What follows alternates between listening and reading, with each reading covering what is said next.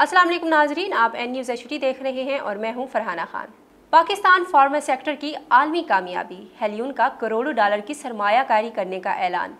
पाकिस्तान की दवा साज की सनत को एक बड़ी बैनुल-अक़वामी कामयाबी हासिल हुई है जब कंज्यूमर हेल्थ की आलमी कंपनी हेलियन ने पाकिस्तान में 1 करोड़ 20 लाख डॉलर की सरमायाकारी का ऐलान किया है।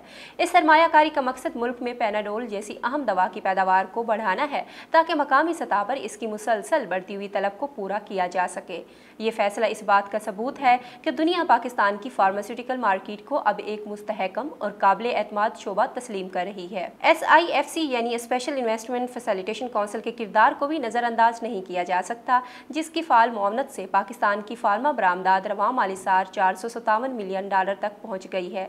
मजमूई तौर पर फार्मा, सर्जिकल, ग़िज़ाई सप्लीमेंट्स और मेडिकल डिवाइसेस की बरामदात बढ़कर 909 मिलियन डॉलर की रिकॉर्ड सतह तक पहुँच चुकी है, जो मुल्क की फार्मा सेक्टर की आलमी पजीराई का वाज़ेह सबूत है।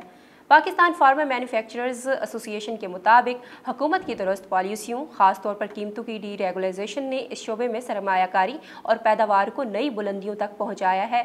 मौजूदा माली साल में फार्मा बरामदात में 34% इजाफा रिकॉर्ड किया गया है, जो इस मुस्बत पॉलिसी का नतीजा है। अफगानिस्तान, फिलिपाइन, श्रीलंका, उज़्बेकिस्तान और इराक इन ममालिक में शामिल हैं जहां पाकिस्तानी अद्वियात को बड़ी तादाद में ख़रीदा जा रहा है, जबकि कीनिया, वियतनाम, म्यांमार और थाईलैंड में भी बरामदात के इम्कानात तेज़ी से बढ़ रहे हैं।